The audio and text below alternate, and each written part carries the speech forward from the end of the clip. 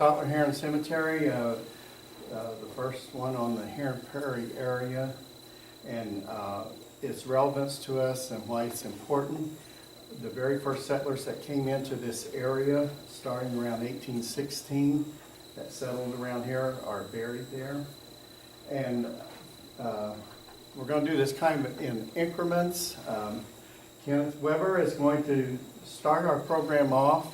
In a few minutes, he's going to share his vision for putting a sign up in the cemetery. It's an endeavor that he's working on as a scout.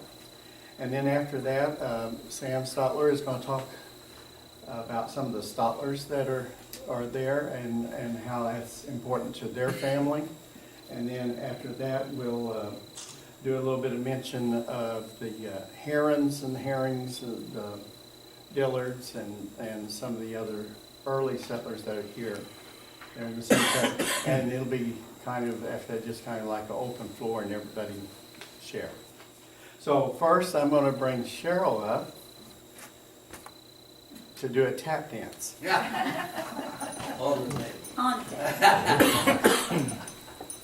I really don't have a lot to say. Gordon Pruitt has brought this evening, and if you're interested in the January program, it's January 17th at 2 p.m. and we have an excellent speaker coming, David Yepsen, who is head of the Paul Simon Public Policy Institute at the University at Southern. And we're very, very lucky to get him to come, and he's not charging us a fee. So we want to make sure that the history classes at Herrin High School and that we get the word out on that. How many people are here this evening for a first-time visit to the Herrin Area Historical Society? I knew one was because he sat by me. So we say welcome to you. This is a wonderful crowd for all of us for this great snowy evening. You know, Philip and I were thinking there would be 3 or 4 people here, so we appreciate all of you coming. I know Kenneth appreciates that as well. So we hope to see you on January 17th. We have a wonderful program, an exciting program coming up in February. It's going to be another kind of a show and tell like our quilt program that we had a few months ago, and Doris Grant Fry is the coordinator for that. We continue to invite you to the Harrison Bruce Village. The museums and the historical structures there are certainly a wonderment, and we invite all of you to see those. If you're not a member, we hope you'll see Rosemary, and she'll tell you about how much it is to join the society, and we appreciate your coming. Merry Christmas to all, and Happy New Year. Kenneth Weber.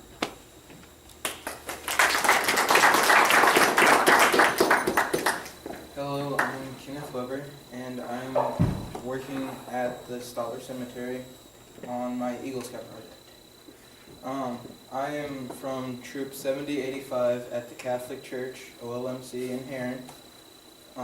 And for my Eagle Scout project, I am making a large sign in the cemetery that will be put with a map on the front side of it, and on the back it will have an alphabetical listing of the names and a short paragraph about the cemetery and the people in it.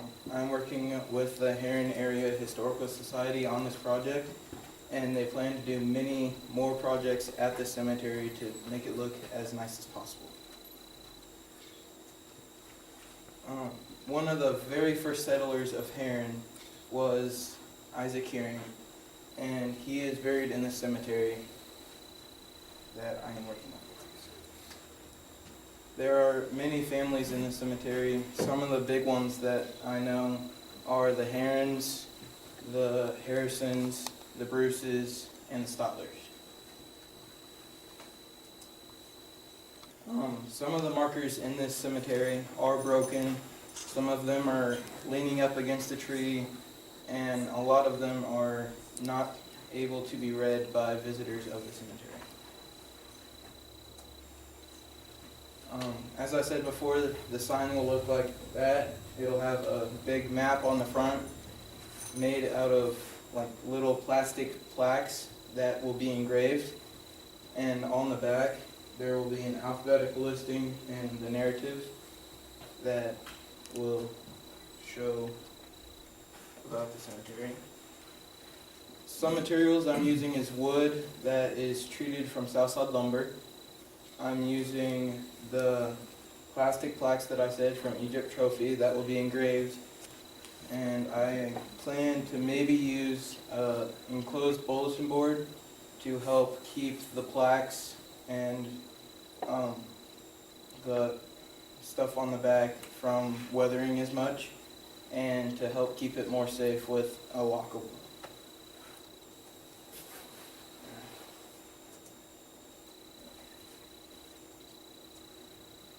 The costs that I've found, the whole cost will be around $2,500 for this project. My troop at the Catholic Cemetery and a few of the members of the Historical Society will actually do the labor of putting the sign in, but it's the raising of the money and to get supplies that I need. There was a love offering passed around at the Historical Society's Christmas event at the First Baptist Church, and it raised over $500, which was very needed and much appreciated for this project. A checking account has been established at Herrin Security Bank for this project, so that is where a lot of the money for this project and other projects for the cemetery will hopefully be going. Thank you for watching this cemetery. I'd like to have you come out around Memorial Day 2014 to see it. Other cemetery improvements will be done later, and all donations are very appreciated. Thank you.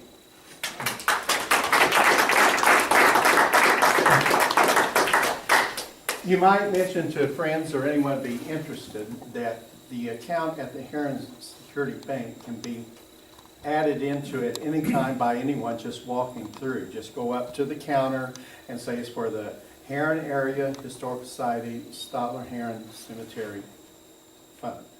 And if you can't find it that way, then ask for the Scout Fund for it. But it's one fund, and you can just drop off something. So make sure you pass that word around. Thank you very much for coming out this evening and sharing that program with us.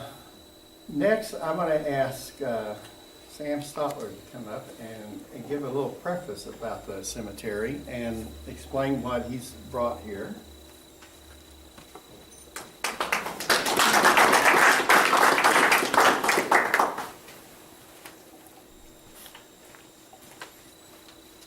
I brought some pictures up here. You can look at them afterwards. I've got a picture of Samuel Stotlar. He is the first one to land on Herrin's Prairie. Brought his family with him. He brought his mules, 2 covered wagons, and the children from 3 years old up to 16 followed. He has lucky to have 6 sons, which made good farmers. If you're a farmer, you're glad to have sons, and 1 daughter. And brought them with him from Winchester, Ohio. Now, Winchester is a small farming area southeast of Cincinnati, Ohio. So it's down towards the Ohio River in the middle of nowhere, really, on that ground. I've got a picture here of one of his sons, and this is my grandfather, Jim Stotlar. And he was the next to the youngest. He was 3 when they came across the prairie here to get to Herrin. And then I've got James's 6 sons from my father is the youngest, Bob, in the middle, and these are his older brothers who were farmers in energy. My dad always called it Fordville, which it was Fordville before it became Energy, Illinois. And so he went to school there, and they had the farm at the top of the hill. Incidentally, that's the highest point in the South Waveson County, is that hill right there at Energy. As you go over and come down, there's a marker. My dad said there used to be a marker there. So the marker of that hill. Anyway, these are the 6 men. Out of these 6 men, and these other 6 men that I'm going to tell you about, formed all of the Stotlars. S-T-O-T-L-A-R is the way they spell it. Now, you saw in the paper the other day a man by the name of Stotlar, S-T-O-T-L-E-R. All out of the same family. All the Stotlars, E-Rs, A-Rs, Statlers, S-T-A-T-L-E-Rs. The German name was Stadler, S-T-A-E-D-T-L-E-R, from Germany. They came from Bavaria, Germany, in 1740. Was the first one arrived in the U.S. So we've had, let's see, 5, 6, there's 8 generations since the first one arrived in 1740. Been in America, 7 generations. So it's quite an old American family in that note. I've got one other picture here that might interest you. This is where Dick Henley has his trophy shop on West Cherry Street, right in the middle of the block. And this frame house was sitting on that lot right next to Sands and that. On the top deck is a 2-floor. Top deck is my grandfather and grandmother on my mother's side. Arvin was their name. He was the first attorney here in Herrin, Illinois, and was here in 1898. I know it's 1898 because my grandmother has my Aunt Reba, who was born in 1898, so that's how I know the date. In the back of this, just a little incident, you'll see a well right where Herrin Security Bank stands today. There's the old well there and a mule standing by it. When they built the Herrin Security Bank, they found water when they got 10 feet down and put the basement in. Newt Aronson couldn't stop the water. I could have told him he dug right where the well was. so that's a funny incident, but there's the mules and the well back here in the distance on it. The streets are mud, dirt, it's a wooden plank, 2 boys here, and a close-up, one of them's got a toe wrapped up. They're barefooted with his stubbed toe wrapped up. A typical all-American picture here. And it's about faded. I let Dick Henley borrow this a couple times right in the sun like a nut, and it faded out completely. But that's of interest in East Cherry Street in Herrin in 1898 there. I wanted to mention the 2 things. I had mentioned the first one coming to Herrin was Samuel Stotlar, which is this picture here, and his wife, Elizabeth Parsons Stotlar.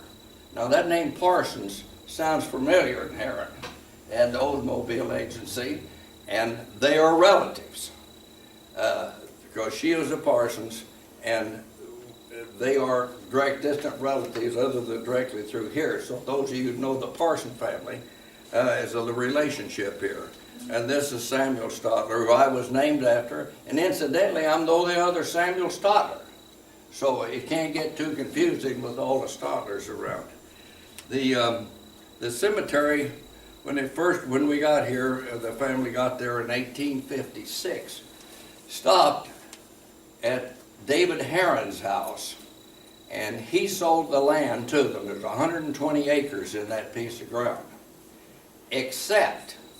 Except, and Don, our attorney here, will tell you, we didn't see that at first, but in the middle of the thing, except for this 1-acre cemetery, was already laid out. And so apparently the Herrin family, which was their property, had built this cemetery, and I don't know the date. I haven't found anybody that knows, but I'd say probably 10 years earlier for the people on the prairie to come there and to have a place to bury them. So it's a 1-acre, that's the original site. And I just thinking, a little fundraiser, we might sell, that's original Herrin's Prairie soil. It's never been disturbed except with graves since it was built. And I don't know anywhere else you could find some original 1856 soil that hadn't been touched since then. We might sell a little dirt in the thing of having a part of the original prairie here in Herrin. And it goes back far than that. I found some references to burials in the 1840s and one 1830. Great, they're in that cemetery. Okay, so it's been back longer than we thought. And naturally, when they come to this country, most of this was settled by members that had been in the War of 1812. And this, as a reward for that, this Northwest Territory, which included 5 states, Illinois, Wisconsin, Michigan, Indiana, and Ohio, was a sort of a free gift to them. Right where Harvard's son used to live, on the hill right down from behind Kroger's, just west there a little ways, on the top of that hill, the oldest son of Samuel Stotlar, 16, was Thomas Stotlar, and that was his home.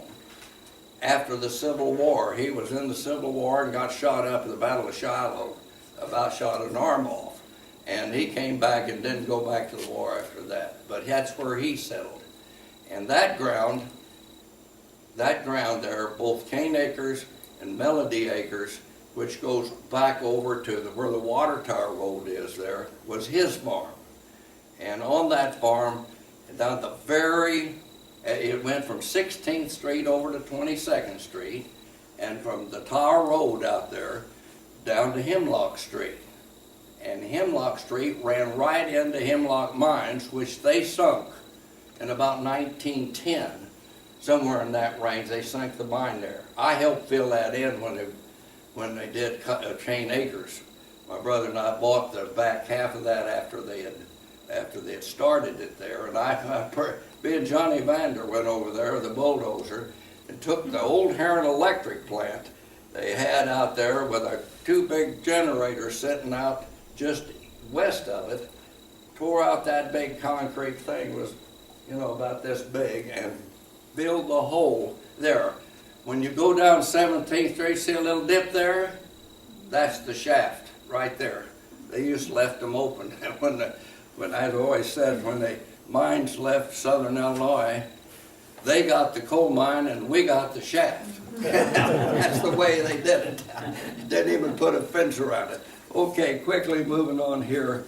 Out there at the cemetery, the Stotlars are in the southeast corner of the cemetery, and on the northeast corner is all the Herrin family.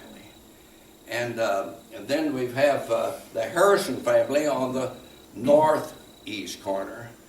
And those 3 families is the major families that are buried in the cemetery. Now, I grew up at 316 South 12th, right? 1 block away from the cemetery. It starts the 500 block of South 12th down to the 600 block. And as a kid, we get out there and played. We always there at 4th of July, because the Legion would shoot the rifles over there, over all the veterans. And they used to throw the cartridges out. Now they pick them up. They're too valuable to brass. But we always got us cartridge there. But there were solid, that cemetery had solid markers, a lot of them sandstone. The oldest ones were usually made out of local sandstone. And of course, you couldn't read them by now. After 150 years, they pretty well had eroded off of there and got broken. Kids would play out there, and it was just a bare spot, and of course had the fence around it, but like kids do, they have all kinds of stuff. There's about 5 cedar trees, regular aromatic local cedar growing there. They must be over 100 years old, those cedar trees, especially on the back on the east side of the cemetery. The people buried there is Samuel and Elizabeth Parsons Stotlar. Now it's a small stone, about 10 by 10, square with a little top on it, and that had to be redone about 10 years ago. You couldn't read it. We redid it, and then also put a regular granite marker at the foot of it. Those are these 2 people right here that came with their family, settled here, and made their livelihood off that piece of dirt. Now, I talked to a couple of my uncles, Louis Stotlar, who later came and lived in the house. The original house is at 220 South 12th. 220 on the corner, big white house. Several people have lived there and remodeled. I didn't bring them tonight, I thought we'd do something else, but in 1930, the original house was built a log cabin there that they came on. It has logs for floor joists. That original part is still there. This is all built around it. I hope maybe we can get that into the Century Club or something for the state of Illinois, because the original foundation and all are still there. So that piece is still, and hopefully we can do something with it. I built property in the backyard of the garden in 212. I built a house in 1952, and that house is still there. And all of that ground in there, Joe Walker's store and all of these stores, people that lived around are still, those houses are still right there in the original farm. The original farm reached from the railroad tracks right behind us here. We can go over 12th Street, just go out this door and you're on 12th. It reached from the tracks here over to 14th Street, over to 9th Street. So from 9th Street to 14th, from right here on these tracks, back over to Stotlar Street, which was the south edge of the school.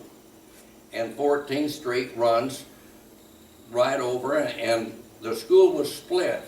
When I went to school, there was the old Stotlar building. There was a 3-story building, and this gentleman, Samuel, donated the land there so he could have a school. They had no schools in the Herrin Prairie, way up until 1894.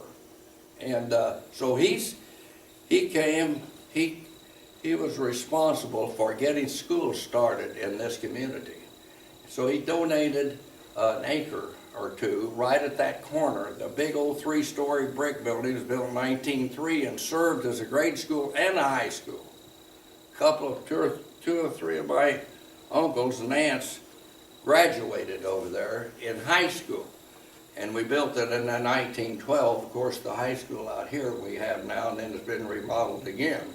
But that was the first schools.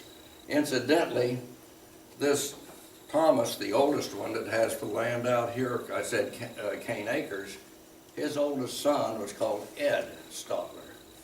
Ed was quite an educator, and he taught school in 1893 on that corner in a little log cabin. 15 students, 12 of them Stotlars, was his class out there. So they started there. This man also, we can thank for the first Christian church in the Herrin. In 1867, just after the Civil War, evangelists came through and they got the brothers together, the popes, and I don't know, 3 or 4 other families that were present here at that time, and started the first Christian church, and it was built over by the North Side School, the first one. And in the church, they've got pictures of, I did four different sketches of that ground around there that made up the school. So he brought the first Christian church, helped to get that established, and brought that. He's buried out there in the small cemetery. Thomas, the oldest son, is buried out there, the one that had Cane Acres and all. He was in the Civil War. They had another son, John Alexander. He died in the Civil War. And then Christopher, the other son, was in the Civil War. Now, John Alexander has a monument, but his body's not there, I don't believe, because he was killed in Mud Flats in northern Mississippi, right near Elvis Presley's home. Where Elvis grew up in the northeast corner of Mississippi was this area that he was killed. They never found his body. And then Christopher went to Carbondale.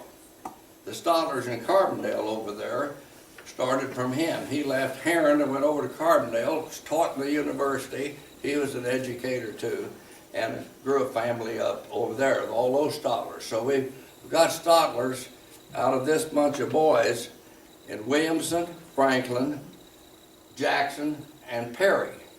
Over to Pinckneyville, there's the Stotlars. One of them, Gene, played basketball. he is my age and my class, same age.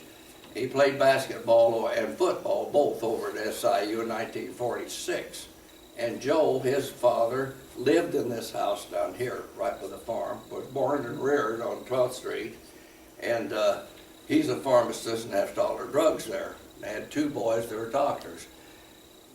The other boys are in DuQuoin, had a dealer, the Plymouth dealer, is Val Stotlar, his picture's up here.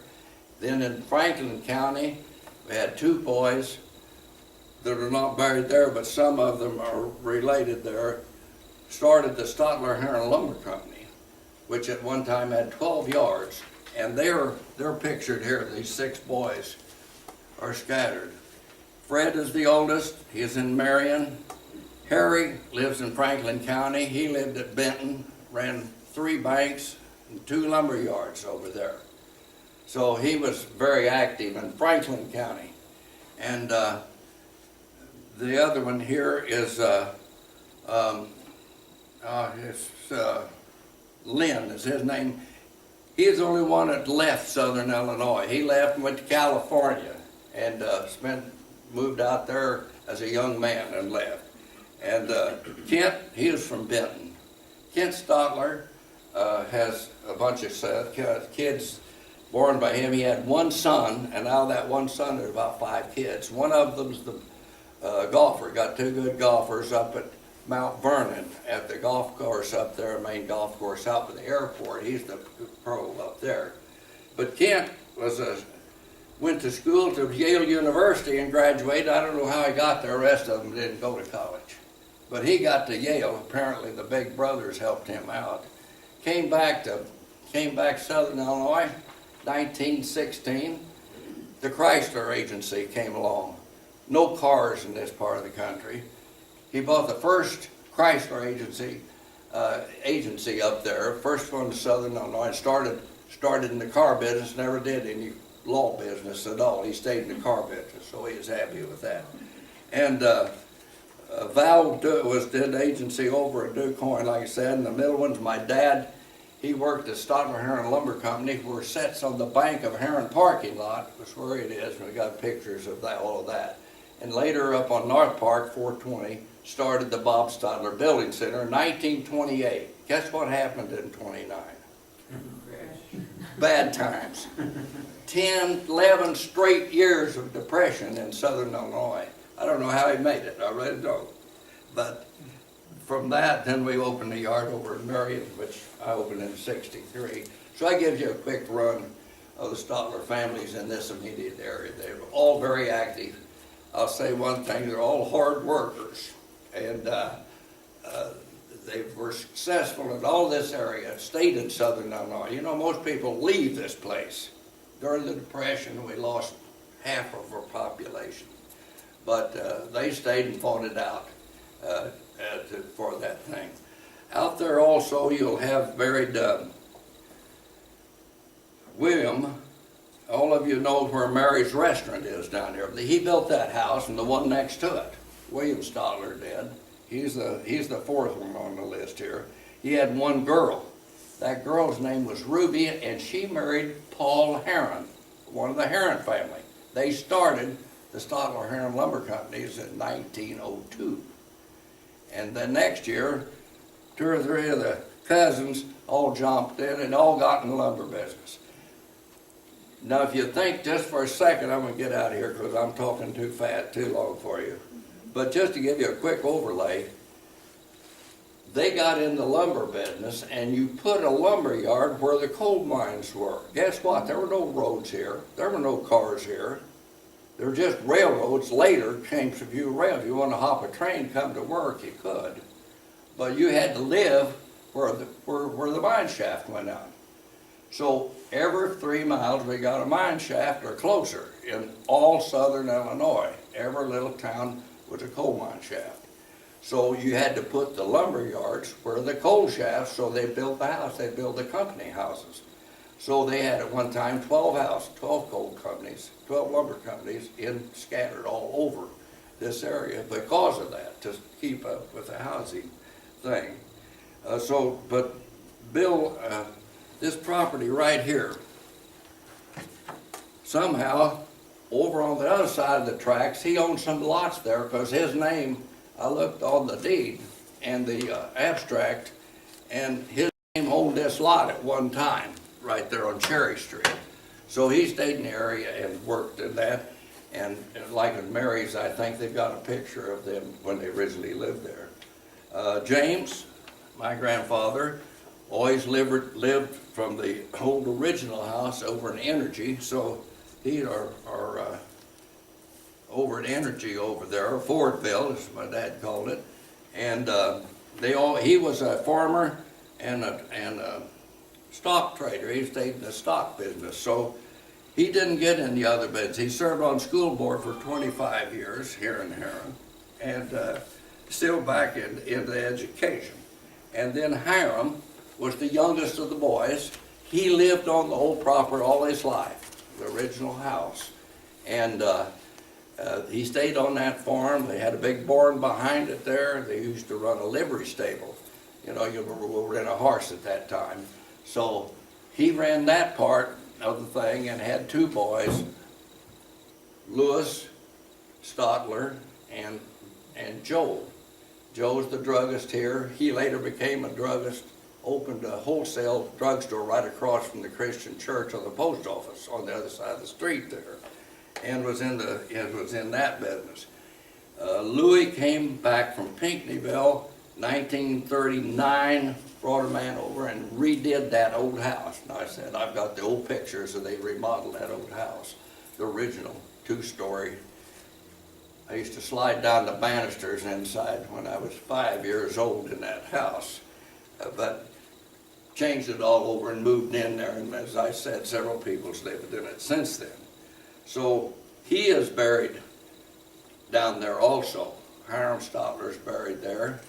His daughter is buried there. Is not one of them's buried there, and the other daughter is still in Houston, Texas. She'll be 30. She's 89 this year, and she will be buried. She married Jim Walker, who was a back door neighbor here to her, and he's buried there. Jim's buried there.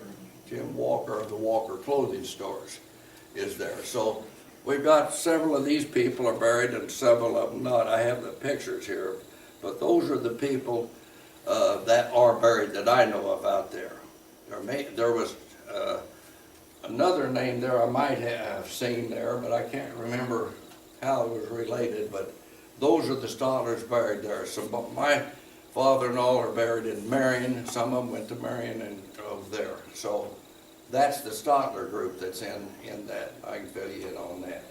So I'll end that unless there's some questions. I don't know how our time section is going here. Sam, Yes. I have a question. Way over in the south, my daughter lives right next door to the cemetery now in those north. Yeah. The southeast part of that cemetery, though, there's a lot of really old stones that I don't know, maybe Kim has been able to rub them. There's no way to read those. Who is buried way back? I don't know. I mean, like I said, those stones were so old they wore out. Now the Dillard family, a lot of you know the Dillards. They're buried in the southwest corner. There are a whole bunch of them. They just redid those stones and got them up in that. I don't know if there's some popes. The popes were an older family down here too, and they may be some out there. There In is that. at least one pope. Well, is there a pope over there? Yeah. That was known as Pope's Highlands, where the Water Tower Road is. They owned the south side of the road. I said Thomas Stotlar owned the north side. They owned the south side of that road through there. And Brewster later, the Ford dealer, bought that ground in there and off for John Ben Pope, that whole side there that made that subdivision out there now. But that was Pope's ground right there. And Sam, can only family, that's not a public cemetery. I couldn't buy a lot there. Is that correct? the original, my dad always told me that we took care of for years, anybody that was born on the prairie, now this goes way back, could be buried there. It was set up for the local people to be buried, and any of their families could, if there were space. I don't know of any space out, honestly. I don't know if you'll find, I don't know how you can prove that they are or not. We don't want those guys digging over there to find everybody, but like I said, when I was a kid, we played down there, and it used to be full of stones. But there are those old sandstones. Got kids pushed them over, they started leaning, and the families apparently never decorated or did anything, and some very old ones in there. So I don't think there are very many, if any, places left in that cemetery to be buried. I Yeah, think, Sam, back when we were working on a couple of years ago, I believe it was stated that Jim Walker's widow will be the last one. she'll be the last one in. She's got a spot, she'll be cremated, and her husband was cremated there. And they're right at the foot of Louis Stotlar and his wife. Because we weren't sure at the time they wanted to be buried, there were any spots that there wasn't already a body or something in that. So I know that they were buried at the foot of the other graves, and their urns were buried there, rather than a whole, regular grave site. After she's interred is what becomes noted as a dead cemetery. Yes, that was the Historic dead cemetery. point we sort of made with the city, because the property went to the city, and we got the job of taking care of it and trying to make it a historic cemetery where we'd have a historic site there that when you get through with it, hopefully we'll have a place to be proud of and can have the people. Do you have a question? Yes, I found 2 books in the history room that has a listing of all the names in the cemetery. They have a list, that's this lady from Johnson City too, they list that. Helen Wade. Helen Lind, I think, had done. Helen Lind research had on it. done the best she could anyway, with what she had several years ago. And it was unique because she looked through it like in, I don't know the years exactly, but say it was 1950, went back 20 years later and things had already changed. And Yeah. not there again and things like that. So, Yeah. yeah. So that's what I say, I don't know what date, and what time did she do this? How long ago? Anybody know? I don't, off the top of my head, I don't remember. I It's didn't been a know while. what they had listed, but it's, what I'm saying is virtually a dead cemetery, and the fact that there is no place, nobody else can be buried in there. And we sort of made agreement with the city, when they took it, that they wouldn't happen to be performing funerals out there or doing anything in that particular spot. And you reserve the right for Mrs. Walker to be buried. Yes, she has we had an agreement with that, with the city when we passed that was reserved for her and has already been paid for, in fact, to be buried in there. That's the only space that's left, isn't it, Sam? What? Isn't that the only space that's left? That spot for her was the only, that I know of. Like I say, I don't know how you could prove anything, it's so old. How back to 1830? One of the Herrings was buried in 1830. Well, that's long. On Herrin's Ferry, so I imagine that's Yeah, the cemetery on Herrin's Ferry, so I would imagine that's it. Isn't there a Revolutionary War? Yeah. yes, he was a revolutionary. Yeah, I'll be doing that next. Okay, I'm sorry. No, Well, that's okay. afterwards, I'll just leave this up here, and if you want to ask any questions, I'll try to clarify them, but I'll stop there and let them finish up.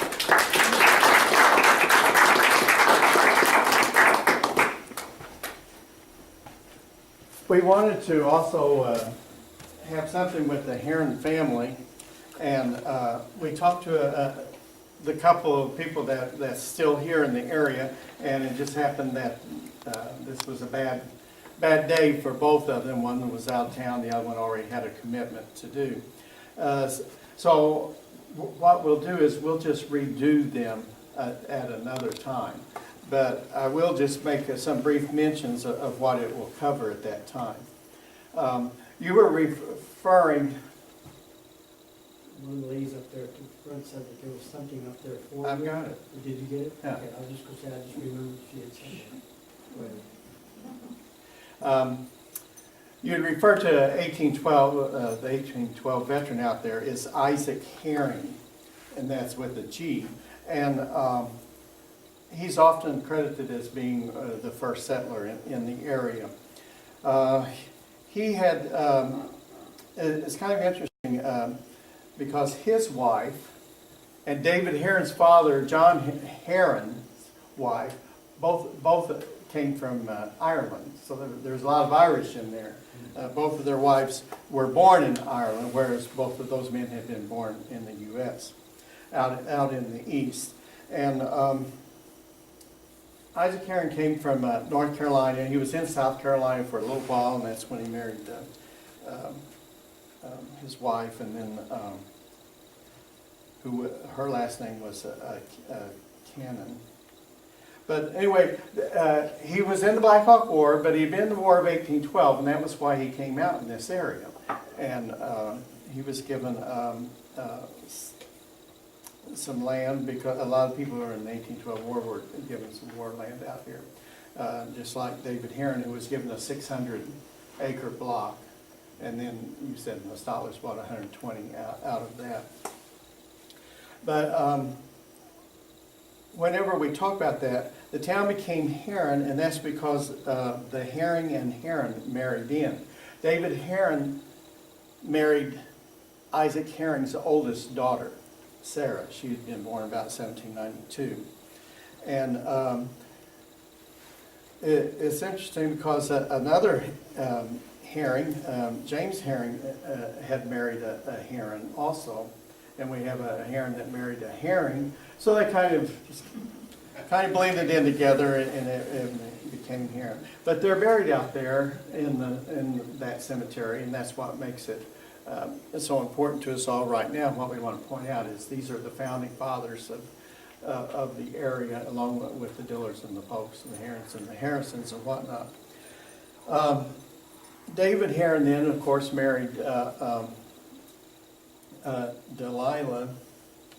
No, and Harrison married David Ruffian Harrison married Delilah Herrin, and that's how those families then kind of tie in. And the Harrisons, as you mentioned, then are all buried back there too. And there's quite a bit that goes on with this, and this will take quite a while. So I'm just going to bring those up just to mention that can be another meeting, and maybe then either the two ladies will be able to come in and talk with that, and we'll kind of hit that then. But all these Herrings and Harrisons had come through Kentucky, and they've been in Hopkinsville. Seems like a lot of people that are in our area right now, we're in Hopkins County, Kentucky, and Hopkinsville, and you can always find them in that little jump, even though they were coming out of the Carolinas or Tennessee. And just like Harrison, David Harrison, they had the Harrison house that we think about quite often. He married Delilah Phillips, but his father also had come out of Tennessee, and he's buried over in Marion. And what's that old cemetery called, Marion? The one with the little white fence around it by the railroad track? In where?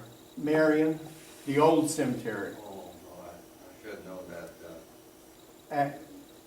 Actus or Actus something? Well, anyway, David Harrison's dad is buried there.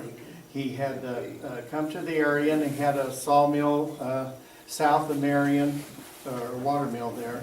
And then later he opened up a store on the square and had ordered quite a bit of stuff and was becoming successful. So he had a second big order coming. And in January he was around 37, and he got pneumonia and died, and so was buried there. And Delilah didn't really know much about that kind of business, so she brought the kids and came back to the Herrins and onto the prairie here, and that's where they built the dog trot cabin. They lived for 10 years before they built the brick house, she and her son and daughter.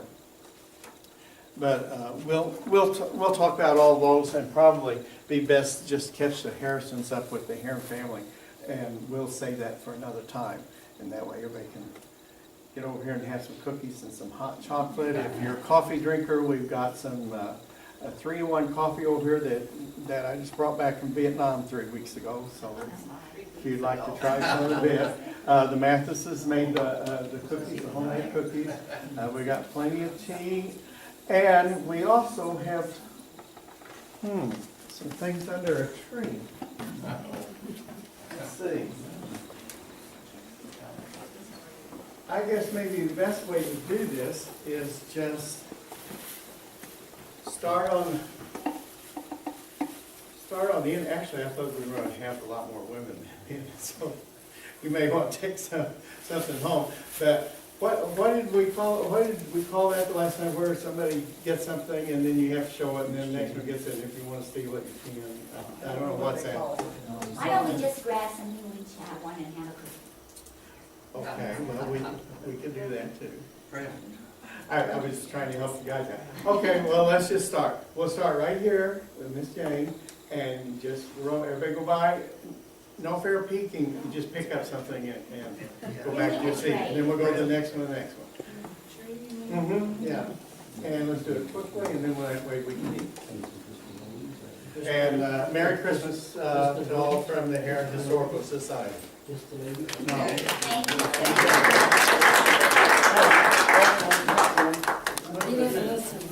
I know, he never does. I'm waiting for the tap dance. Oh. I'm waiting for the tap dance. Well, I'm just gonna tap dance over There you go. We thank everybody for coming out tonight. The weather got very bad, but they have talked about it's gonna warm up through the night, so the roads should all be fine.